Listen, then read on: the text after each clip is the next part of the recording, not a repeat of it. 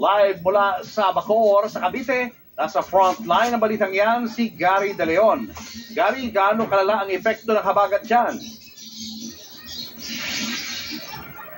Julius, magapong malakas na ulan ang naranasan dito ngayon sa Cavite. Nagpalala pa nga sa sitwasyon ng pag-apaw ng mga creek na sinabayan pa yan ng pagkaroon ng brownout dito sa lugar. Mula sa Petro Road patungo ng Bacoor, Cavite, baka sumalubong sa mga motorista. Maraming stranded. Wala pang tulog. Galing akong duty sa airport. Graveyard ang duty ko sa Terminal 3. Ito inabot ko. Ito inabot ko. 5:30 pa ako dito na umaga. Hindi kami mga tawid eh. Kanina pa ako mga 10. Mga 10. Simula doon, baha rin. Tapos hanggang dito. So na-trap na kayo? Oo, na-trap na kami. Sa Aguinaldo Highway sa Bacoor, istulang dagat ang kalsada. Baha rin ang kalsada mula sa Bacoor hanggang Imus.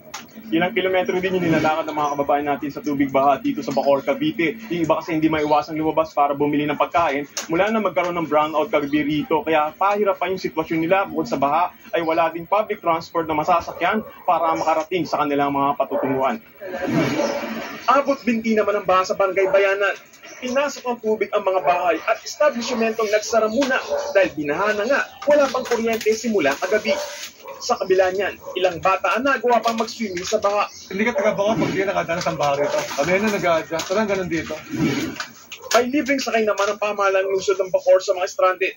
Patuloy rin ang rescue dahil sa epekto ng habagat, sinailalim na ang buong Cavite sa state of calamity. Sa tala ng Cavite Provincial Disaster Risk Reduction Office, 12 bayan at lungsod ang binaha. Aabot sa halos 500 pamilya ang inilikas sa probinsya.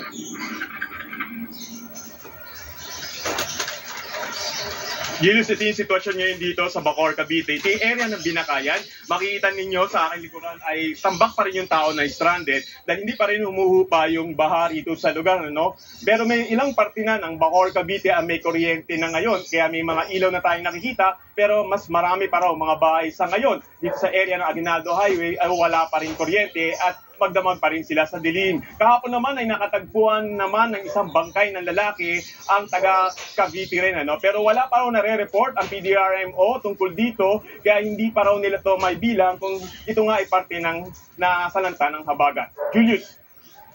Maraming salamat, Gary De Leon.